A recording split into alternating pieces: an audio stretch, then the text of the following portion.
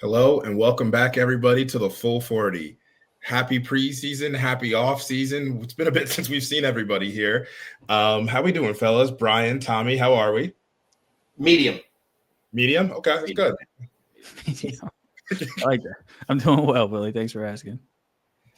Oh, I mean, it's been a bit. I think we like last spoke after the Willard hire, and then I think we all just kind of, as a group, just went in a hole and like, I don't know what's going on. We'll deal with this when we come back up. And this is us dealing with it right now. Did we do a show after the Willard hire? Or did we do No. it? That's what I thought. It was like maybe the week before. Yeah. It seemed like it was going that way, but okay. Yeah.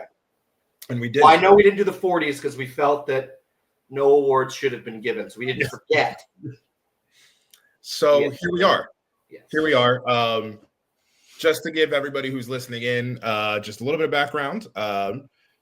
We're figuring out this season. It's going to be a fun season. I'm deciding I'm doing this at the top, and I'll do it at the end as well.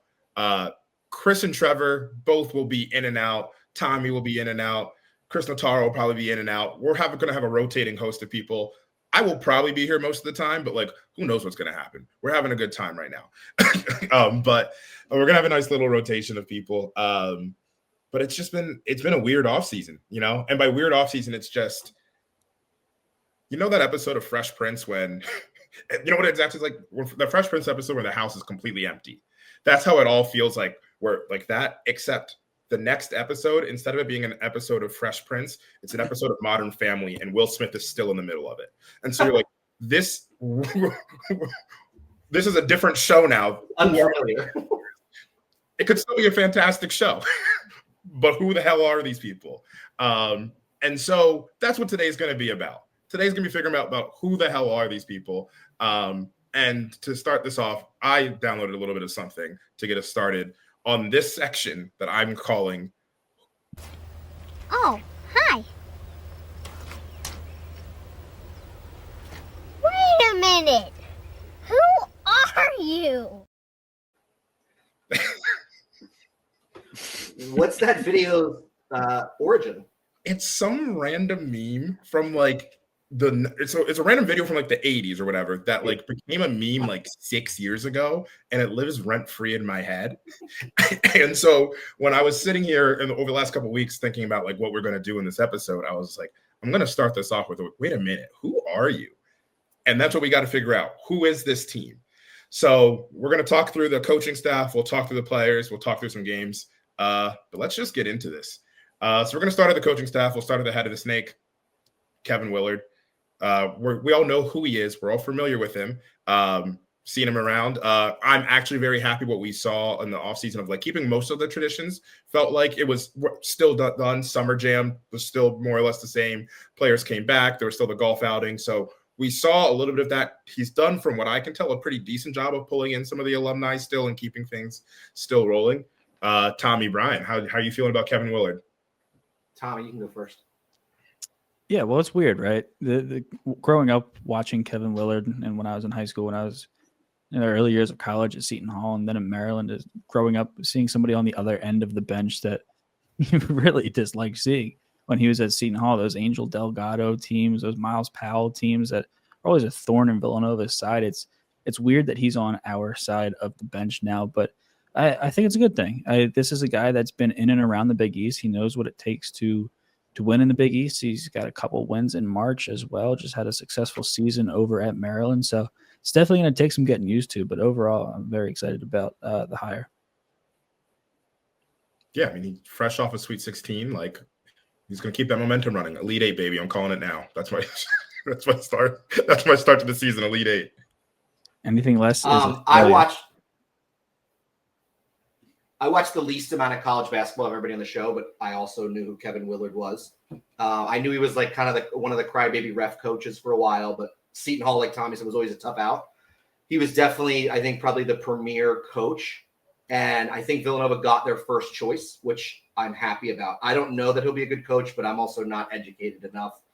I don't know enough about him to really be that confident in that. But I like that the program got the person they wanted. They didn't go into the coaching search and have to settle or kind of wing it. So I'm happy in that case that, it's a new AD. But obviously, I think we heard Jay Wright was involved a little bit. Some of the board members involved a little bit. And I like how they handled it. It was annoying at the time to kind of like hear about these leaks that weren't real. But at the same time, I think the process was done really well. They kept their cards close to their vests. Any of the real leaks, none came from the Villanova side. So I think it's off to a good start. Yeah, I think that's accurate. I mean, I think about the Willard hire, and I think after the last 3 seasons, we needed just stability and going back into what we think should be the right direction as a program. Whether or not we reach the heights that we've had of the past, I'm pretty confident that we're going to see similar. We're going to be moving in the right direction now. So I'm excited for Willard. I'm excited for some Willard ball. I think we're going to see us play a little bit more like we've seen some of the Seton Hall teams in the past play, which similarly enough, like there's going to be a high kind of, I'm not going to say high floor, but like kind of higher floor. We might not have the ceiling that we've had in the past, but this is also a brand new concoction of people and of players. So in terms of predictions, like for what the season looks like, which I'm not going to give one because I have genuinely no clue. Like none of these kids have played with each other prior, except for Malcolm Flags and Duke Brennan. None of those two have played with each other ever before. Obviously, we've had a couple of scrimmages. They've been playing with each other for the entire summer, so they're not starting from net zero. But for us, for all intents and purposes, we don't know what this is going to look like. We know what Kevin Willard looks like. We know what his game is. I'm excited to see this. He's brought in his assistant coaching staff, which just doing a quick run through, I think everybody except for Ashley Howard came with him from Maryland. Yeah. I'm trying to see if there's anybody that I missed that isn't from Maryland, but I think everybody followed with him from the Maryland staff, which is normal for a college coach to do. That's not like out of the ordinary here where you bring basically your entire staff over. Yeah, everyone I'm seeing of the staff except for Howard is from of the basketball specific staff is from Maryland, except for Ashley Howard, which makes sense. You take what you've done here, you take one person from the new program that you're going to who still knows how things runs and everything like that and has it there. I don't have any like detail on who Brenton Petty is, but I like to see the consistency. At least Willard's keep taking a staff that's followed with him, has been with him for the last, when he's at Maryland, like 2021, so 3 to 4 seasons, and we can start building from there. Yeah, one of the coaches. One thing I'm interested.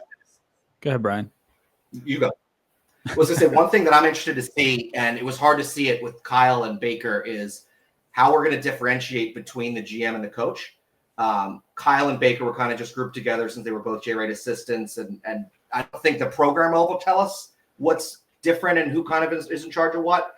But Kevin Willard and Baker, didn't really have a history of working together, and I'd be interested to see. One of the issues I had when the GM was announced was they specifically said the GM reports directly to the AD, basketball coach reports directly to the AD. So it's a weird. There's not really like the normal chain of command, and I think this will be the year where we'll kind of see. Is the GM specifically in charge of future recruiting? Are they in charge of the NIL stuff? Just curious to see how 2 guys who haven't worked together kind of work this out, or maybe they don't. Yeah, for sure. The biggest mute you've ever seen in your life, Tommy. I literally unplugged my mic, so I'll work on that after this spiel.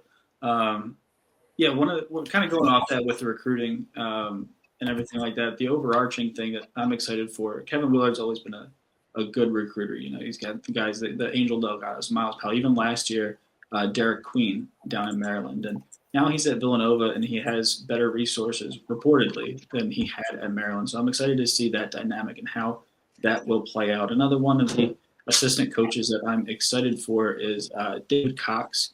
Off of the bench. He was on URI staff, Dan Hurley's URI staff. He spent time as a head coach down in Washington, D.C. He spent time down in Georgetown staff. And Villanova over the years has had kind of a stranglehold on some of the top recruits in the DMV, and Cox is known as a good recruiter. So I'm excited to see his impact in kind of securing that down again and bringing Villanova to where it once was with the recruits down there in the DMV. This is just as an aside. Have we been involved with anybody from recruiting yet this year? I haven't. I think I just actually saw something that got tagged to the account right before we went live, but we haven't brought any recruits in yet. But I don't know if we're in any top 3s or top 5s, if there's anything that we've seen. We were in the top 8 for the kid that went to Archbishop Carroll last year, but I think he's going to one of the like charter schools or something in Missouri. Okay. He was the top player in Pennsylvania. He just committed to Gonzaga, but he had Villanova. I think it was a top 8, but he just made his decision 2 days ago. Okay, I missed that. I can't say I saw any buzz for it. I never heard of the kid before it, but that was so far that's the only like recruiting miss. Yeah, we're striking out a bit in the class of 2026 so far. One of our targets, I think, is the top 4 or top 6. Alex Egbananu is committing later this week. He's a 4-star recruit, which I'm pretty excited about. It looks like a long shot for Villanova. We missed out on both Chase Foster and Luca Foster. Luca Foster, the one from Wayne, Pennsylvania. I believe he's going to Gonzaga. So that's been tough. It's tough to kind of pitch it to these 2026 kids, especially the guards when we'll get into the roster later, but the backcourt is going to be a big positive for this Villanova team, especially early on. So some of those are understandable. Adam Odomomich, I am butchering these names horribly. I apologize to these kids. Is another target for Villanova, but we have no recruits in the class of 2026, but we have an extremely young team. So it's unfortunate, but it's not a concern at this point, I don't think. Can y'all hear me? All right, cool. I realized I did not have my mic in at all. Yeah, no, that makes complete sense. I think where I stand is kind of where you at, Tommy, I'm not really too worried about it yet, but it's been something all offseason. I've been like, I haven't seen any recruits coming in committing, which also makes sense. They haven't seen the product on the floor. But I think this is actually a good time for us to switch over to the conversation about the team because, Tommy, as you brought up, there are a lot of guards on this roster, and that's going to be a point of strength for this team. And some guards may wait to see what happens with the rest of this roster as we go through the season. So let's get into it. Who are these people? Who are the new guards? Who is the new Villanova Wildcats? In terms of how we want to do this, do we want to just go down the men's basketball roster and just like talk about each player from 0 to whatever the highest number is? 55? Yeah. All right, let's get into it. Save the best for last. Yeah, we'll save the best for last. All right, so getting into it, we're going to start with number 0, Chris Jeffrey, a freshman from Brooklyn, New York, out of Mount Zion Prep. So Chris Jeffrey, and for all intents and purposes, was very talented. Started at, I believe, Texas A&M. Didn't see much time on the floor. And sorry, did I make that up with Texas A&M? You're thinking of Bryce Lindsay. I'm thinking of Lindsay. Wow, thank you. Jeffrey was committed to Maryland. That's what it was, and then came over as well. He's really just a powerful like combo guard. He's going to do pretty good, I think, like long term. He's already making plays on the floor, just kind of like connecting pieces, like being a connecting role player. I think that's what we see out of him this freshman year. Decent ball handler, but I mean, he's like 6'3", 205, 200, 210. So real bulky. When he gets his shoulders past somebody, he's going to be able to go finish at the rim pretty well. I'm excited. He's kind of defensively like just kind of a dog. And he's a freshman, so he's going to be exploited at times by older and more like versatile guards. But I'm excited for him. He's probably one of my like favorite players that we've pulled in just because I can see the mold of what he can become. And I'm excited to see how he continues to grow down this path. Yeah. This was a kid that was recruited heavily by Villanova out of high school. He ended up going to Maryland with Kevin Willard and now transferring, I guess, back over to Villanova before his first collegiate start. But yeah, I mean, you brought it up. This kid's built like a linebacker. I don't know if you guys have seen him, if you watched the game versus UVA or if you've seen any of his highlight film. mean, this kid's jacked. He looks like he's a super senior already, just the way he's physically built. Not his game per se, but the way that he plays, he can get downhill. There's 2 Swiss Army knives in this backcourt, and he's definitely one of them. I'm extremely excited for Chris Jeffrey, not only this year, but as a building block for this team down the road too. Yeah, I completely agree. I mean, he's going to be on both ends of the floor. Just to be irrational and help people feel excited. I once thought of a player who there was a guard, very athletic, very strong. I was like, oh, when the first time I watched him play, I was like, oh, he's built like a linebacker. His name was Anthony Edwards. I'm kidding. This guy's not going to be Anthony Edwards, but just wanted to start really get people really excited now. But I'm really excited for Chris Jeffrey. And yeah, to the point, what you said, Tommy, like, I think we'll see positive stuff this year, and then down the like year 2, year 3, I think that's where we're really going to see him shine, hopefully. Yeah, I like the number 0, so can't complain about that. And just so it's clear, 0 is 0, 00 is number 100. Not a lot of people know that. Is that actually what it means? I literally did not know that. I also did not know that. I don't know why. Cool. I know. Yeah, well, yeah. All right. Ball now. All right, so moving on to Zion Stanford, number 1, Temple transfer. Zion Stanford at Temple averaged 13 points last year, 4.5 rebounds, 2 assists, on pretty decent shooting splits, 45, 35, and 71. He's kind of like, we have him listed as a guard. I think of him more as a 3 or 4. Like, that's where I think that he's going to be like playing the most for us, especially because we have a lot of guards. Now, being a 3 or 4 and having guard-like skills, there's nothing to complain about there. That's a fantastic thing.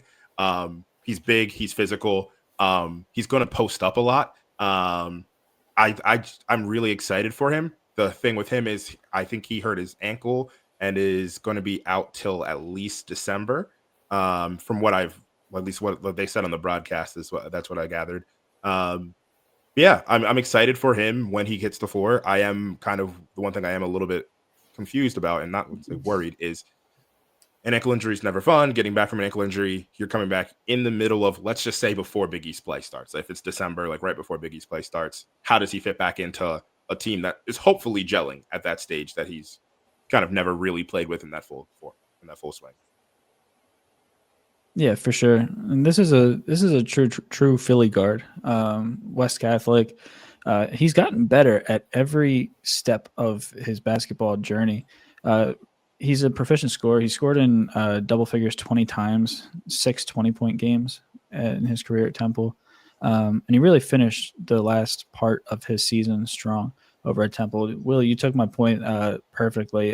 It's going to be tough for him to come back when this team's gearing up for Big East play because of, they're going to be gelling the entire non-con. So it's going to be tough to come back into that and be a rotational piece, but he's only a sophomore. So I'm excited, or he's a junior. I'm sorry. He was a sophomore last year, incoming junior. So he'll be back for his senior year as well. The big theme that I'm going to go with here is, again, this is a guy that can definitely contribute.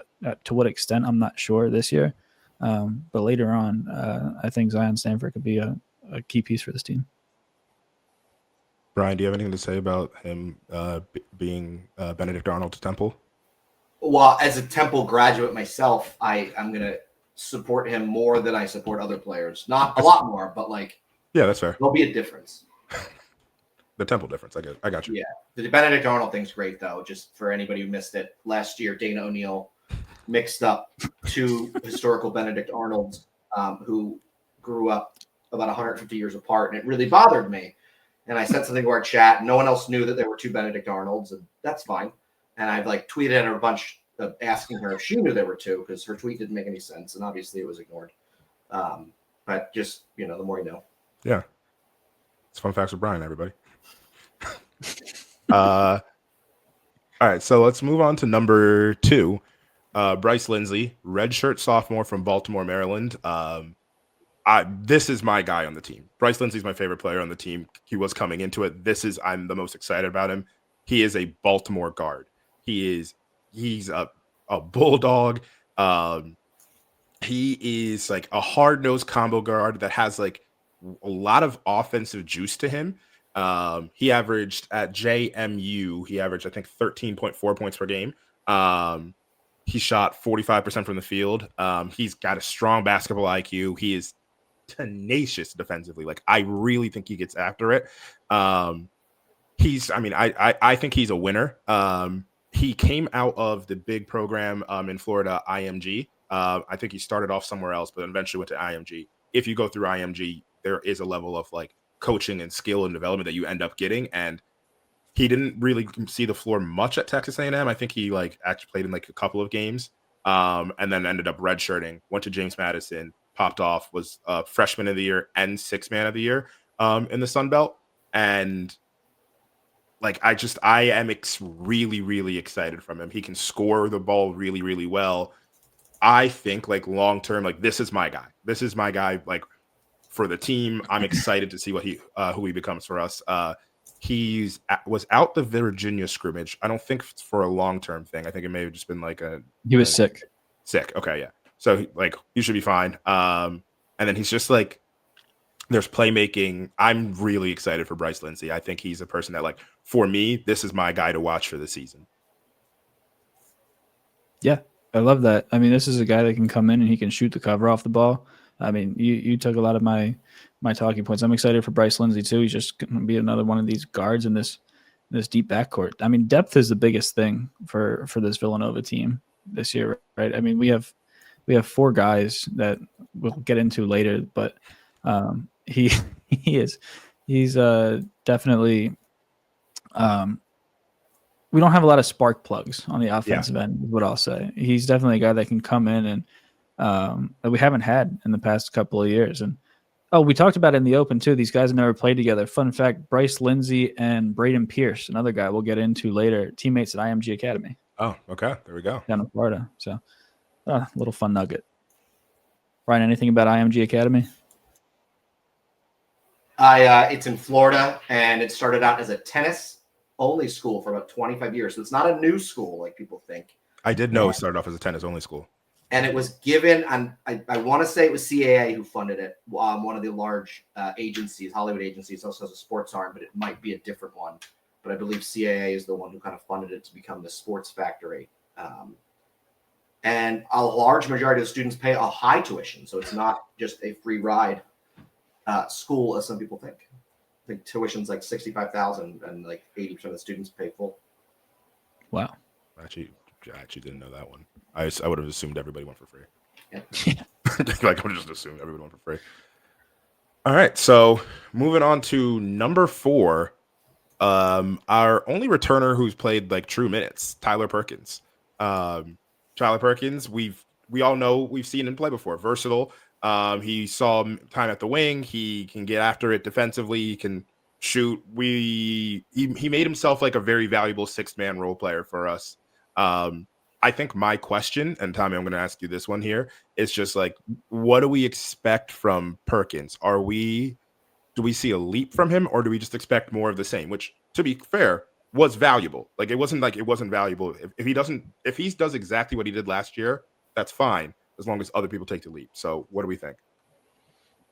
I think, there's going to be some improvement from Tyler Perkins. He was at the end of the year playing his best basketball. He hit that game winner against St. John's, and then he was our best player in Brian's favorite tournament, the college basketball crown. Yep. So this is a guy that's going to come in, and we only have a couple of, as crazy as it sounds, juniors and seniors, upperclassmen, and this is someone who's been ingratiated into the Villanova way, even though that's been turned upside down. Shout out to your Fresh Prince of Bel-Air reference earlier on in the show. That was good, Tommy.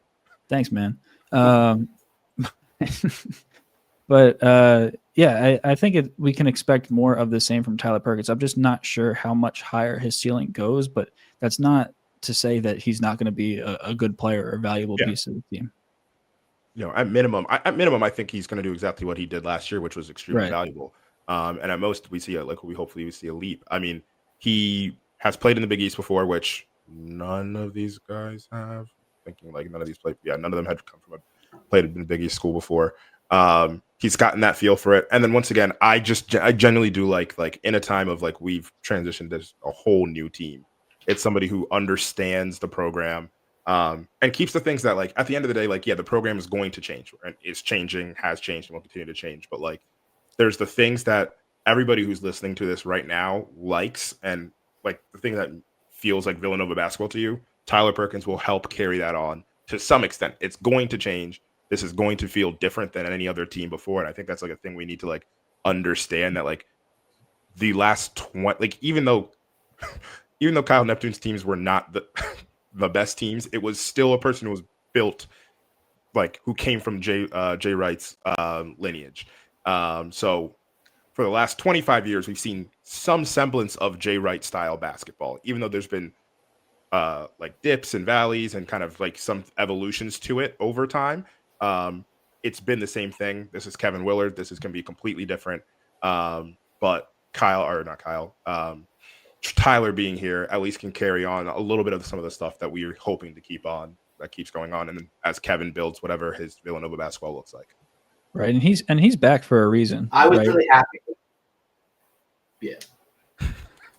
I was really happy to get him back. There was really only two guys who I really wanted them to bring back from last year's roster. He was one of them. But it would be remiss if I didn't mention his like historic cold 3-point shooting streak last year that lasted like 9 games.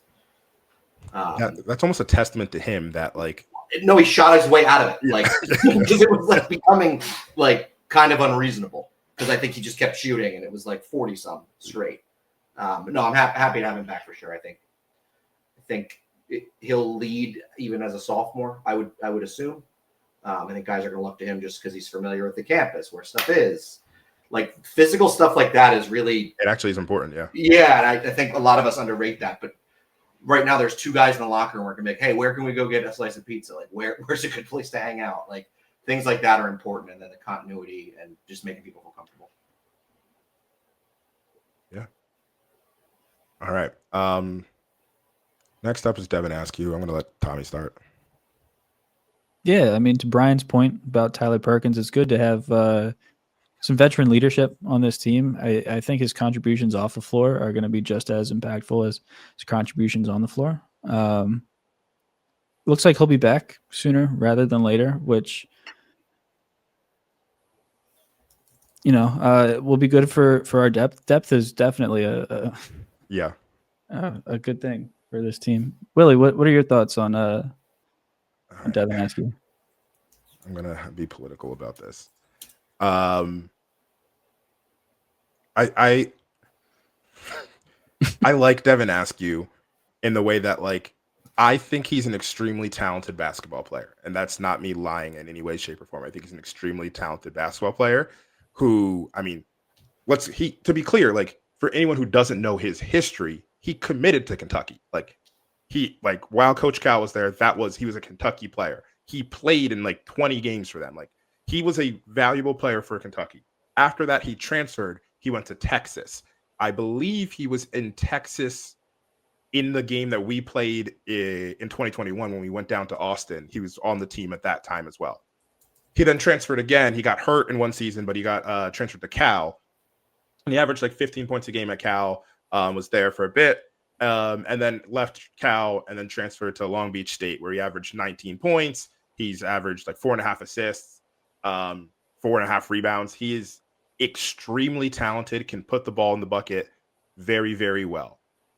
My issue with Devin Askew is he plays 8 minutes of the best basketball you will ever see, and then 32 of the most frustrating basketball you will ever watch in your entire life. And I wish I was lying. I wish I was exaggerating, but it's fascinating how hot he'll get and then how cold he'll become, but still try to keep being hot. If he matures out of that, I would love that. I would love it more. But I have my worries just because he's been in college for 6 years at this stage. Like he is who he is as a player. That's not to say it's not a valuable player. I think he's actually extremely valuable, and there are going to be games he's going to win us because he's going to get white hot, and it's going to be like, holy crap. I just don't want the games where he shoots us out of it, and I'm going to be like so extremely frustrated with him. I've just been on record basically like kind of giving him some crap, and now I have to eat my crap because he's on my favorite team. But he's like, I mean, great size. He's 6'5". He's like, I cannot like. I'm like going back and forth just because like I get how frustrated I am with him, and I'm only frustrated with him because he's so extremely talented. Like when he is on, it is truly like, oh, this kid's real good. And then you just have moments where it's not on, but the issue is that's 75% of the game. And like I'm exaggerating where it's like he's not like god awful 75% of the game, but it's like 35, and then it's kind of like neutral the rest of it. And so he's super talented. He's super experienced. He's like going to give veteran leadership. He's played in nearly 100+ college basketball games, which is huge for a team that is also young, which we're not just like, they're not just new, but it's a young team.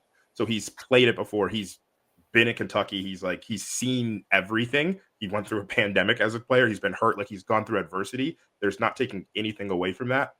I need him to not give me a heart attack in the middle of the second half of a game versus Butler when I'm like, why the hell did he shoot that shot? And you're going to see that tweet, everybody. You will see that you tweet that, and I will be screaming it to the high heavens. But then he's going to hit like 6 shots in that game. I'm like, I guess that's why it happened. So that was my Devin Askew segment. I've been dreading this one, but honestly, like if he's like, the good moments are going to be really, really good. I just hope we have less of the extremely frustrating ones. So all I'll add is "What's Poppin'" by Jack Harlow, "Savage" by Megan Thee Stallion, and "WAP" by Cardi B were 3 of the most popular songs the year he started college. So It's a great stat. just to kind of help everybody put themselves back in there. And then when he committed was in 2018, and I think the biggest song that year was "One Kiss" by Calvin Harris. Yeah, and to be like, It's a good song. "One Kiss," that's wild. That's a fantastic song. Great song, right? Yeah. But, it was a while ago. Yeah. He was also like very close to committing to us. Like this is kind of like a fun, and I'm sure like maybe for him this is a journey for him too. Of like I'm pretty sure chose Kentucky like straight up over us. It was like we were like in the final 2, went to Kentucky, obviously had an entire journey, very very long journey, and now is back here. So it's clearly this is a place that he's wanted to be, which does mean something. Like that this is a place that he has wanted to go to. Yeah, I am cautiously anti-optimistic. I don't know what I want to put it. I'm like cautiously like we're gonna see how this goes. I hope that we see like more good Devin Askew than the one that makes me want to rip my hair out, and I have like very low hair anyways. So Yeah, Willie, to your point a little bit too, he averaged 19 at Long Beach State last year. He's not going to average 19 at Villanova this year, but I think that you were speaking to it a little bit with if he can find that maturity to, the 8 minutes or whatever it was that he does play well on average in a game. If we could find more neutral and less of the rip the rest of your hair out, I think that's going to come with a less amount of volume at Villanova. He's not going to have chances to score 19 points per game in the playing time that he gets at Villanova unless he's the reincarnation of Michael Jordan, for as talented as he is, At Villanova, I think with the lesser volume, that'll bode well to him kind of finding his groove a little bit on this team, being a star in his role rather than trying to be the star of the team. I think that's a good call out. It's like what does his defined role become? Is it the star of the team, or what is it? Yeah. Right. And I go back, like I just want to give people like a little bit of context before we move on to somebody else with here. I ended up I saw him play twice in person last year because I'm out in California.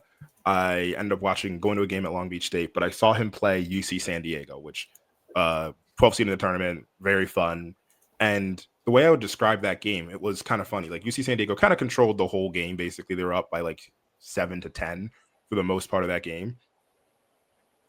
Askew was like kind of fine in the first half. Like actually wasn't bad. It was just kind of like floating and like doing stuff, whatever.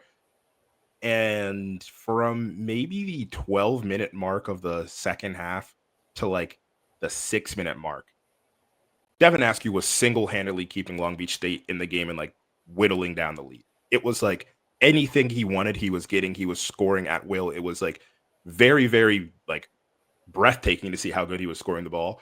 And then he missed a shot, and then he missed another shot, and then he kept doing that, trying to get back to that moment. And that's what frustrates me the most of it, is instead of being able to be like, okay, I'm not on right now, it's I'm going to get myself on right now, which is a wild thing to say. Now that I said that out loud, but whatever. We're gonna keep rolling. But he's just trying to get himself in there. And I'd like to see, and to be fair, this is a more talented team than the 7-24 Long Beach State team from last season. So he has other players to defer to. So I think his role, to your point, Tommy, is like be a veteran leader. Like you can rebound, you can score, do all that. When you're white hot, go off. And when you're not, please defer to some of the other players on the team. All right. Well, I'm excited for you to say this next guy's name. Tafara Gapare. Oh, all right. That sounds right. So he's from Wellington, New Zealand. Gosh, that was the worst New Zealand. Yeah, well, that, I don't know. No one should know I do accent. Yeah, I don't know what. Oh, okay, so I'm sorry to the people in New Zealand. So Tafara Gapare, he was at Maryland, also played at Georgia Tech. Good Lord, I can't believe I did that accent.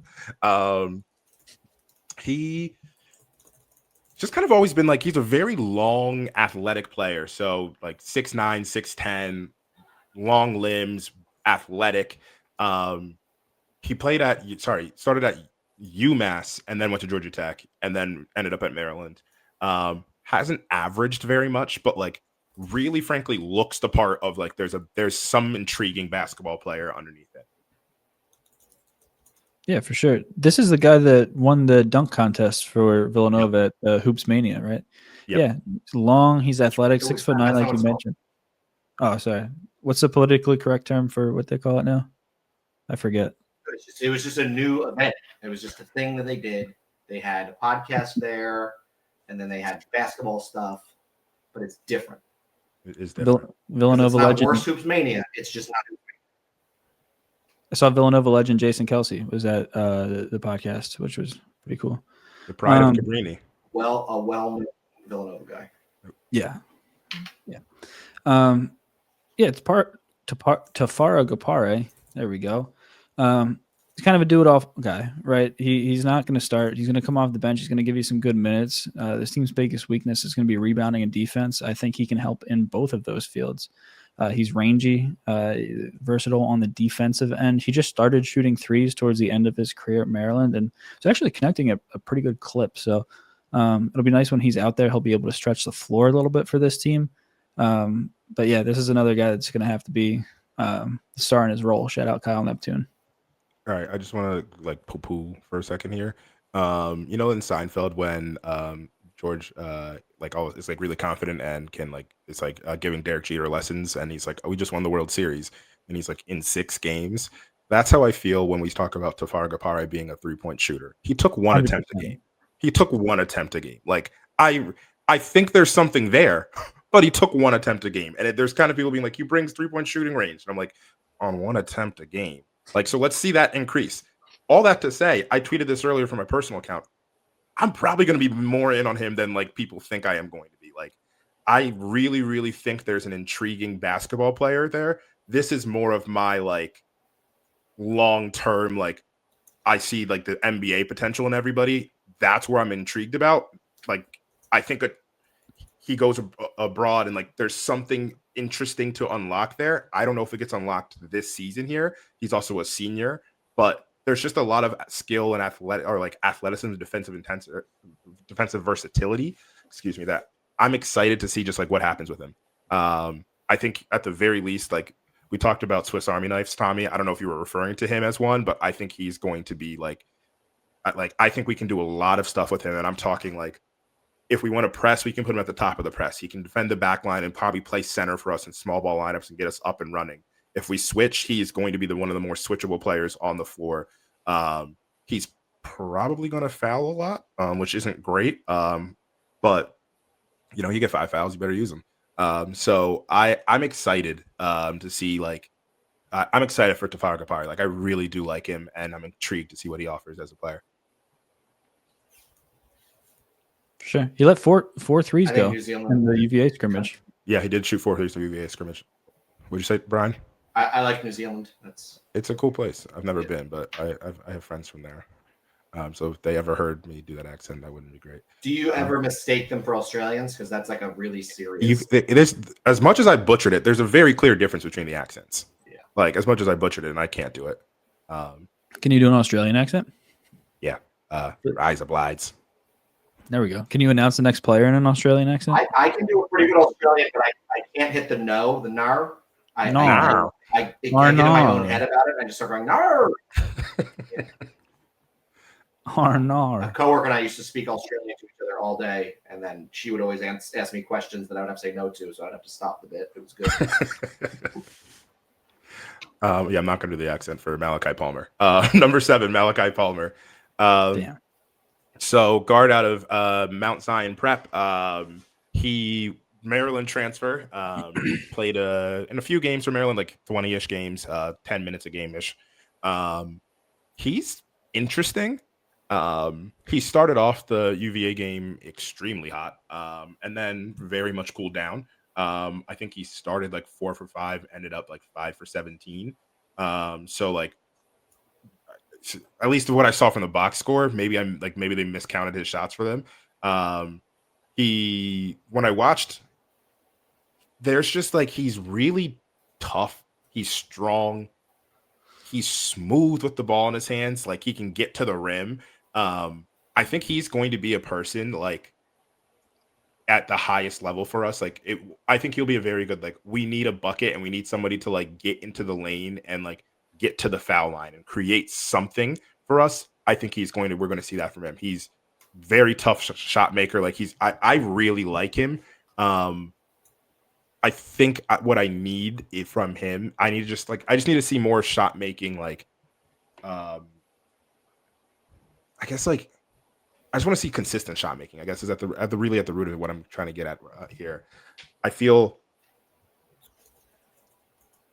there's like a disconnect between like what I think he can do and what he's shown so far, but he's also played in 22 games for 10 minutes. So I'm like, how much is him just like not having the opportunity? And how much is like, all right, what we can really see? But there's a really skilled player there. Tommy, I know he's one of your guys. So I'll let you kind of go off here. Definitely. Yeah, this is one of my early picks from one of my favorite players on the team. When I was talking about Swiss Army knives earlier, this is one of the guys that I was talking about. He's got good size for a guard at 6'6", and he reminds me a lot of Chris Jeffrey. But he's a tough shot maker. He can get to the rim. He can pull it back from 3. And he's an elite on-ball defender, which I think is going to be a huge asset to this team. Defense is going to be a big question mark, but this kid is on and off the ball, but specifically on the ball, he's elite. What was I going to say? Oh, the UVA scrimmage. He was our best player in that UVA scrimmage, and he did a little bit of everything.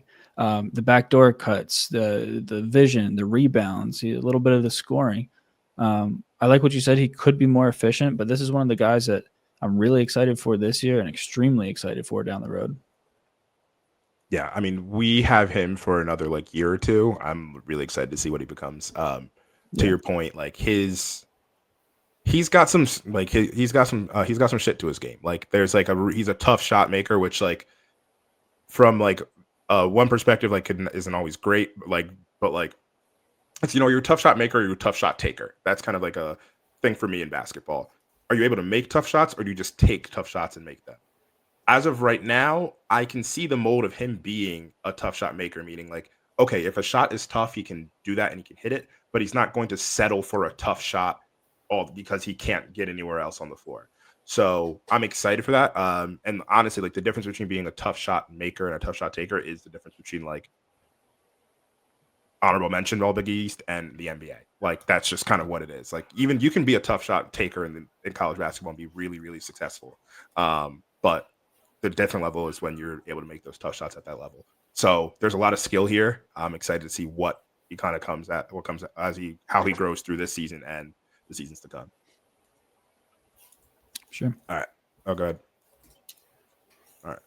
So we have number 14, Wade Chittick. Hey man, just keep the bench warm. bring good vibes. Big shoes Like, to that's fill. Big What'd you shoes say? to fill. Huge Yeah. shoes to fill. Huge shoes to fill. Yeah. My guy Colin O'Toole. Yeah. Shout out Colin O'Toole. Colin, yeah. Taking his role, but But also, like, we were just talking about the value of Tyler. Like, Wade is also that value too, of being able to be like, this is where things are, this is how things go. Like, I've been here, he's been here longer than Tyler. Like, even though he wasn't on the team the entire time, he's been at Villanova for 4 years. I don't think he transferred from like anywhere else. He came to Villanova as a student and then walked on to the team. right. So like, this is like, that's important. That has like value, and like, so like, honestly, like, just like being a strong bench leader is absolutely huge. And we've seen how everybody on this in this program from the bench, like, we think about like the bench mob with Henry Lowe, Pat Farrell, like Kevin Rafferty, like how important they were to, like, frankly, like turning around the program. Like, obviously, like Arch and Ochefu were like huge, and like Hilliard and Javon were like absolutely like huge on the floor. But like from a like more from a morale and like intensity and like just like people vibe standpoint, that was a huge part of this. So Wade has his like role too. Small correction. Kevin Rafferty was not part of the bench mob. He was still at Three school then, and it was Nick McMahon. Yes, I went a little too early. I got Nick McMahon. I missed him. Easy thing to mix up, because the five person senior class, you kind of group them all together. Yep. You know? Kevin came a little later. As soon as you said, I was like, yeah, that was Nick. Yep. All right, Malcolm Flags. So Malcolm Flags is a transfer from Grand Canyon. Malcolm Flags is like best friends with Duke Brennan. Just for clear, they went to high school together. They went to Arizona State, they went to Grand Canyon, and now they're here together. Malcolm Flags has like some interesting skill to him. He's a good wing shooter. He is like, how do I want to describe it? Like, it's like, I think there's like a little bit of like, he could be a different, like an interesting spot shooter for us. He's going to be good defensively. He's good off the ball. He's going to like connect stuff. And I think just like, he's going to be a hustle player for us. And he's just going to like do like whatever the team needs to do for us. And he's going to be pretty disciplined, just from what I've been able to tell from everything I've been able to read about him. So I'm excited for him. I don't really expect too much. He's didn't really play in Arizona State. Didn't really play Grand Canyon. So I'm not expecting a lot of minutes from us this year. But once again, it's going to be a huge part of the cohesion. There's a reason that he's followed Duke Brennan, who we'll get to in a couple of players here. Yeah, I have nothing else to add. I don't think he's gonna. Yeah. All right. So the next one is Braden Pierce, redshirt freshman. He is came from Maryland as well. Braden is interesting so I don't know if anybody, like, this is just kind of like basketball, like a little background. Big men typically take longer to develop. If a big man's ready, like, to develop immediately, they usually go to the NBA. Like, it's kind of like you're either a big man and you're going straight to the NBA, or it's going to take you 3 or 4 years to develop. Like, that's really like typically what you see for most of the sides. Braden is one of those ones who's going to develop. He's got great size. He's 7 foot. He's 245, and I think he might even be like 7'1". He got to compete against Derek Queen all day, every day. He got to so he's like dealt with like other like big men. And I just like, I'm excited because I think what we have is like, you have a deep bench, but like a good backup guy that we're going to be able to like see a lot from. My question is, how often does he play? As we mentioned, the depth is a benefit here, but we're looking at a situation where like he may be 10th, 9th man. I think realistically what we see happen more often is, are we facing a team with like a lot of bigs that we need to, all right, cool, Duke Brennan's in foul trouble, need to steal 5 minutes. Braden Pierce, get in here, like go rebound, go mix it up. He actually has pretty decent straight line athleticism. He doesn't have anything like side to side, but he hustles. He's going to work hard. And he's got like pretty decent touch. Like there's a world that he becomes like a stretch 5. I don't know if that's something we see in year 1 from him, but in year 1 of Villanova from him. But like I am excited for him long term. There's tools here. And I mean, he's a true 7-footer. Yeah, for sure. And Willie, to your point, big men definitely do take longer to develop, but kind of taking that year to himself, his freshman year at Maryland, and getting to compete in practice every day with Derek Queen, who is in the NBA. He was a one and done at Maryland, one of the most talented big men in the country last year, and getting to practice with him every day That only helped his game, which I think could be beneficial to him this year. I'm not sure how much he is going to play. I know rebounding is going to be, I'm harping on this a little bit now, but rebounding is going to be a big question mark for this team. Mm-hmm. And Braden Pierce is a big boy. Like you said, he's all of 7 foot and he's filled out too. So he's not going to be easy to be pushed around in that paint. And for as big as he is, he does have a touch beyond the arc. I know Kevin Willard in his comments has called him a stretch 5. So that would be interesting to see him running in transition. Yep. But yeah, I'm not too sure how much he's going to play, but I think having him there and having that depth on the roster is going to allow Duke Brennan, guys like him and guys like Tafara Gapare to play free. Like you said earlier in the show, you got 5 fouls, you better use them because we have the guys behind you that can sub in for you. Yep. All right. Gonna move on to number 21, Nico Onyekwere. So Nico, 7'1" freshman. He's a true freshman. So this is actually like one of our only, him and Caden are the only 2 true freshmen because and Jeffrey. No, Jeffrey redshirted. No, Jeffrey's a freshman. Jeffrey's a true freshman. I keep confusing him and Lindsay. I don't know why. But he's 7'1", 240, another big man. I don't think we're going to see much from him this year. Realistically, we were just talking about big men taking a while to develop. I'm imagining we're going to go see more development. The good news is, I think as a freshman, you can play in 8 games before you. It's like whatever the percentage is before you actually redshirt. I can't remember what the number is, but 8 sounds right. Yeah. So whatever the number is, at the very least, he should be able to get like a little bit of like clock in a blowout or anything like that, and then we'll see like, all right, like what does it really look like from him? But in year 1, I'm not really expecting much. If we see him on the floor, it's either a really good thing or a really bad thing. Either we're like really hurt or he's really good. So we'll see what it is. Yeah, not too much more to add. He prime redshirt candidate this year, and even next year he looks to be a developmental piece. But it'll be good to get used to Willard's system and be one of his guys from day one. So that's a benefit that he can have. So the next one we have is Duke Brennan. Duke Brennan was one of the guys at Arizona State, and also he played as a freshman there, and then also was all WAC at Grand Canyon, all defensive team at Grand Canyon. It's got great size. He's played in a bunch of games. Really, really strong rebounder. He averaged 10 and 9. Duke Brennan, I think, is just going to be like a very, very good, like strong and solid big man for us. My question and like my worry for him is he going to be able to defend at the Big East level?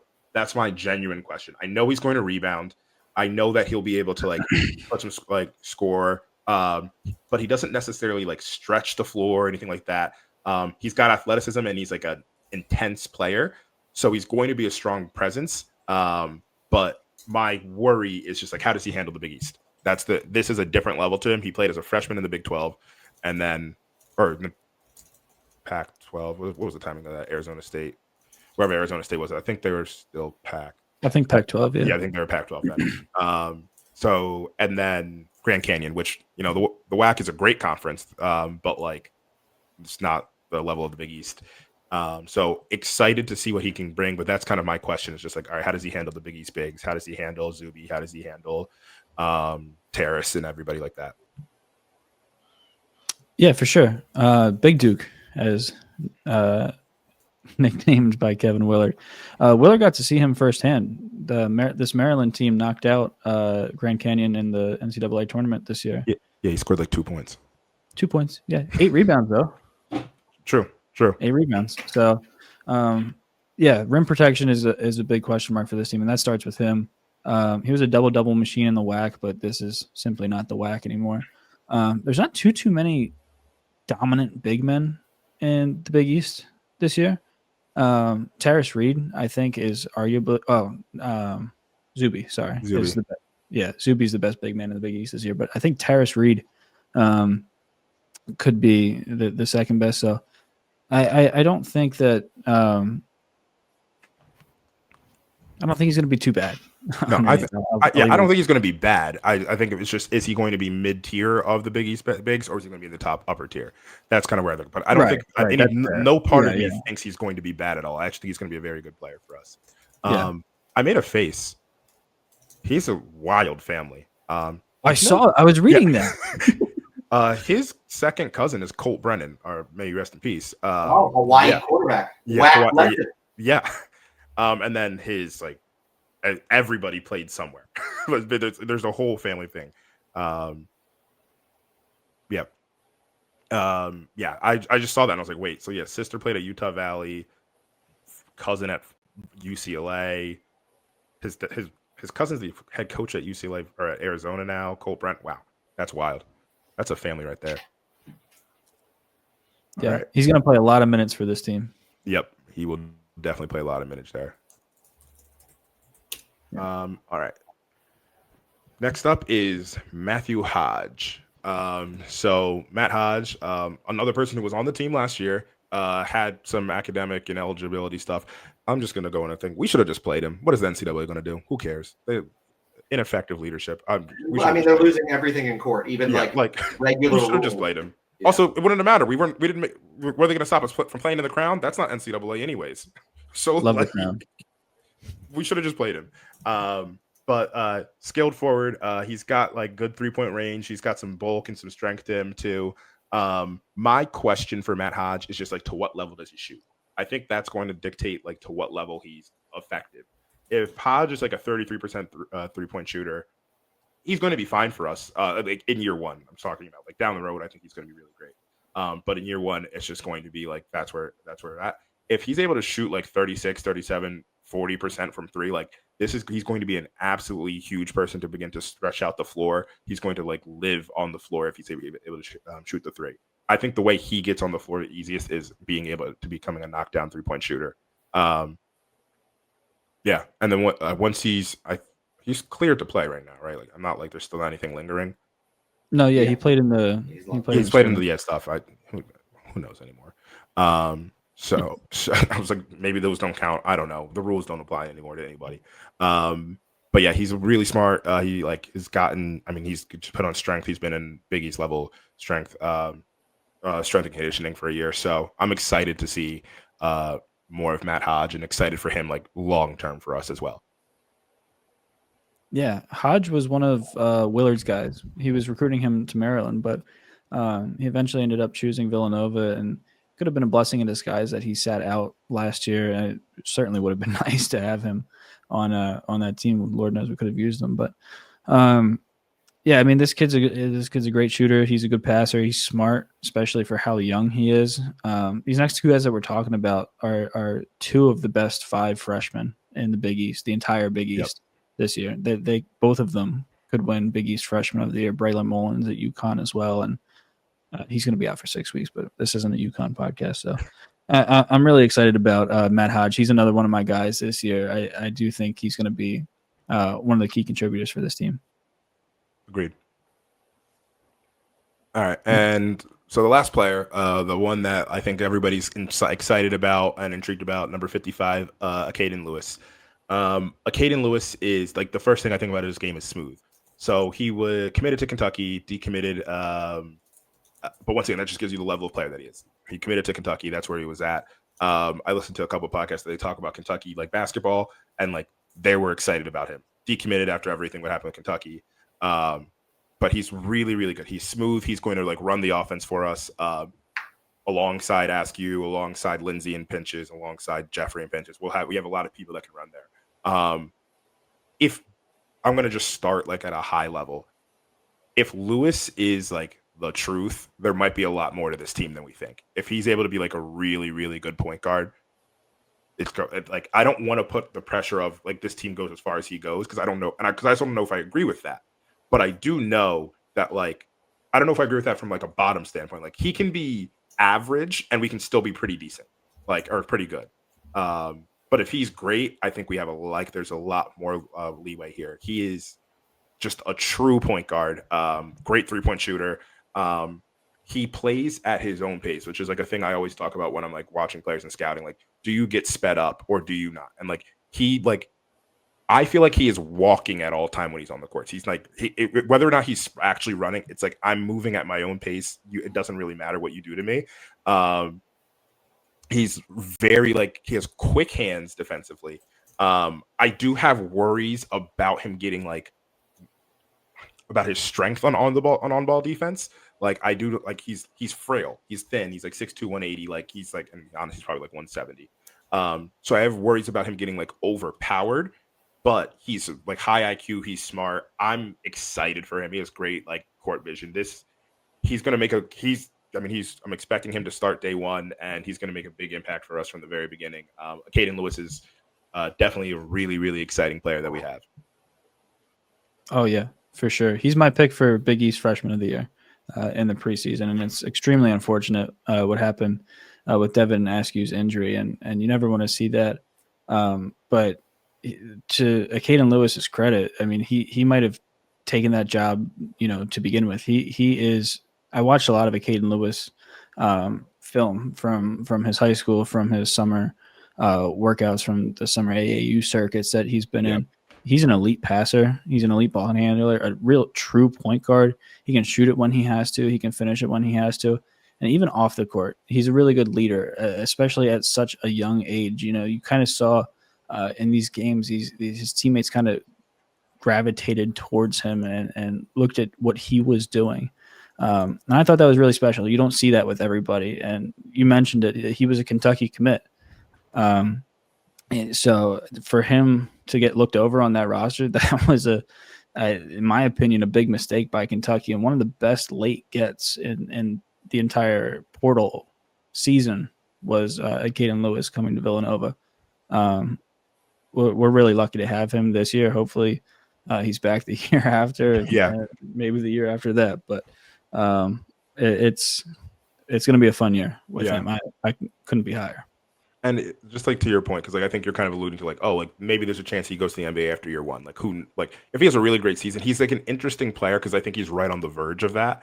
Like if with a great year, I was like, yeah, I could see it happening. With a decent year, I'm like, hey, maybe you come back for another year and then leave after year two. Like who knows where he's going to be at? But there's a lot of skill here. I think the big difference with him and like, I mean, I guess it's gonna sound silly, but like he's not this player, but like. Because like Mark Armstrong was a great like point guard who came in for us, but like wasn't the passer. Not that he's not a good passer, but just like Mark Armstrong wasn't a passer like that. Quinterly, like which people forget, JQ, I kind of forgot he was on this team for a second. Was like a very good passer, but like wasn't a like. I feel like Quinterly passed for flash and like less for like a creator. Yeah, he wasn't thinking. That's actually a good way of putting it. Yeah, yeah, it's a great passer, but he wasn't a good creator for others. And Lewis, I think, creates for others, creates openings for players. So I'm excited to see what that looks like. He might come to get in a couple of games like, oh, this is moving way too fast. I need to like take some time, but like he's got a good head on his shoulders. I think defensively, I'm like that's where I'm at. I think defensively is like kind of like my one thing. And then we're just gonna see what happens. Like, I mean, I think it was the VCU game where he did like a absolutely just like batshit. It was towards the end of the first half, but a batshit insane, like going behind his back twice and just like chucking the ball down court to Tyler Perkins, who missed the jumper. It was wild to make that decision, but the pass is on the money. The crazy thing is that's his signature move too. Yeah, like he does that, that underhand chuck, and it connects at an alarming rate. So we're gonna see a little bit of that. But yeah, I'm excited for him. And then also like went to Sidwell. We've had good success with kids from Sidwell between Josh Hart and Sadiq Bey. This is number 3. I was going to list some notable alumni from Sidwell, but just unrelated. There's also Bill Nye and Nancy Reagan also went there. So Nancy and Julie Nixon Eisenhower, who does live on the main line, is a descendant of Nixon and Eisenhower, which I always thought was kind of cool that those families got together. I'm also pretty sure the Obama daughters. So they did go there, but I don't think they graduated from there. I don't know why though. That's like I'm saying it, and if I'm wrong, sure. Yeah. So you know the Obama girls, big high school dropouts. Well, remember the one girl like was at that tailgate when the school was crazy. I was she was American. I was like, this is outrageous. Yeah, she's being a college student. What is she doing? Okay. So that's the roster. That is who the hell these players are. Who are they going to play? We're going to just kind of run through the first couple of games, talk through these, and then we'll kind of wrap it up here. So looking at the schedule, we start off with like realistically like if we're thinking about this, so we've had our 2 scrimmages. We played VCU and Virginia, split those. Once again, more about just seeing the team. We start our first game Monday night, 9:30 Eastern, versus Brigham Young University, BYU, in Las Vegas. BYU is the number 8 team in the country right now. They have, for all intents and purposes, the number 1 player in the NBA draft next year, and AJ DeBansta. There's, maybe it's going to be Cam Boozer, maybe whoever it's going to be, but regardless, they have a person that the NBA players like they're going to be seeing. We're going to be on a national stage. Not that it's Villanova, we're great, like we're a great historical program, so like it doesn't really matter, but like every eye in college basketball, every scouting eye is probably going to be on this game to begin with, to see AJ DeBansta. So this is a great opportunity for the program. Like if we come out and get knock them in the mouth, like that's a good message for the program to begin like the season underneath Kevin Willard. They also have BYU also has a couple really good players. Rob Wright, who was at Baylor, Philly kid, just really, really good. And then they got a wing, Richie Saunders, who's been at BYU for his whole career. An absolute, just like, can put the ball in the bucket, like he's a real 3-point shooter. They have a lot of skill. Like BYU has a real national like title. Hopes that they're really looking for. This draft class is stacked. I was just looking at some of the guys. Cam Boozer, who had 25 points, 23 rebounds, and Duke's last scrimmage. Darren, crazy. Yeah. Darren Peterson, Caleb Wilson, and AJ DeBansta, who was the number 1 recruit in the country, pairing up with Rob Wright. This is going to be a tough game for Villanova, their first game of the year. Villanova has the hardest strength of schedule in the entire Big East for the non-conference, which is crazy. No other word than crazy. And Kevin Willard, year 1. Ken Palm's predicting a 15-point win for BYU. I think how this game looks is going to be a lot more important than the final result. In this one, we're going to see what we have in some of these young guys. And everybody for Villanova, they've been through their trials and trips all through the offseason. They've been banged up this offseason, and we still have guys banged up. Stanford, Askew are still banged up. It's going to be tough, a tough first game. The good news is after that, they have a bunch of teams that are outside of the top 100, 1, 2, 3, 4, 5 games in a row after that, the top 100 in Ken Palm's ranking. So they'll have some time to get their footing underneath them. But BYU is going to be a good test before they get thrown back into the fire later on in the non-con schedule. Yep. The thing I'm looking forward to besides the BYU game, I'm glad that we're going to play Old Dominion for Matt Hodge. His dad's on the staff there. His brother committed, but he's playing next year at Old Dominion. It's not this season. So just like, that's one of those ones that's like, we did that for the player. That's cool. The BYU game, first off, I'm taking us. If the spread's 15, I'm taking us. We're going to win. Spread's 9. So I was going to say, how often, and I don't know Ken Palm stuff, how often does that differ? Like, is that a big gap from the spread? And obviously Ken Palm's hard. There's no data for this year. So it's all towards the end of the year, it's usually pretty accurate, but it was at 10. So there's some money coming in on the Nova side. What does Vegas know? I'll tell you what Vegas doesn't know. So we're not going to be in Vegas. I don't know why I was going to start off like we're going to be in Vegas. We're not. I thought about it, but then it was not a weekend. It's a Monday night, which is pretty tough. Yeah. Monday night in Vegas. Can't say that's a big thing for us. But yeah. Okay. Well, I think that's everything we wanted to talk about today. I think we hit a little bit on the staff, a little bit of the schedule. If you're going to be in Vegas, go check out Chauncey Billups' poker tournament. Really great odds and make a lot of money there. X-ray tables. Yeah, X-ray tables. Real Ocean's 11 type stuff. 21. What's his name? The bad dude, Kevin Spacey. Real counting cards type vibes. I know that's blackjack, not poker, but same difference. Still cheating. Yeah, still cheating. And do we want to talk about our not set in stone plan for the season? Yeah. So as I alluded to in the beginning, everyone's kind of got life going on, so we're still going to be doing stuff. It's just going to be on a different cadence. I think last year you would hear us every Monday night, basically, and then maybe Sunday nights. We're probably not going to be on for like the next week after the BYU game, and then we're going to come back. We're figuring that out. There's just a lot of stuff that's moving around, so stay with us. But we will be here this season. We will be rotating in people, so it's going to be a fun little game of musical chairs with everybody. Yeah, I mean, I'm excited for this. Oh, also, yeah, we don't have a sponsor anymore. So if you want to be a sponsor, just like hit us up at Full 40 Nova. I can't remember our email.com or just on Twitter. Twitter. Be a sponsor. Twitter is probably easier because I'll see that quicker. But yeah, we are looking for sponsors this season. And yeah, there's a lot of good stuff coming down the pipeline. Just got to get stuff organized. Life be life, and sometimes. Tommy, anything you want to sign off on? Anything that you're going to be on in the next couple of weeks or anything like that?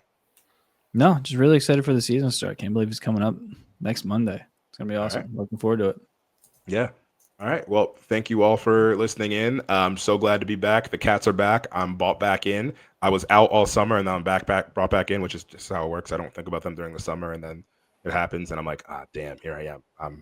They're making me believe. All right. Cool. Well, thanks, everybody. And as always, let's go Nova.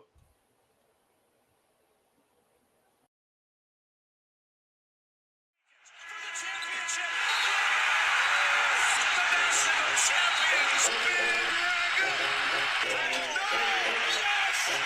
Yes! Wow!